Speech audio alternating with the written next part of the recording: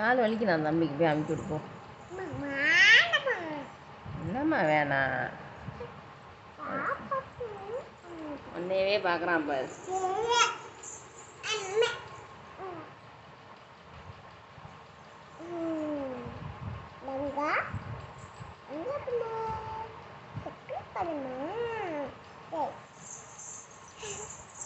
Exercise பண்ணுறீங்களா?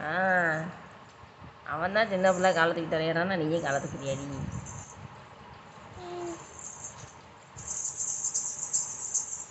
ஏன் உங்கள் தங்க பிள்ளைகிட்ட பேசுங்க. உங்கள் தங்க பிள்ளை அழுவ போகுது. பண்ணணுமா? அதெல்லாம் ஊரில் போய் பண்ணுவோம்.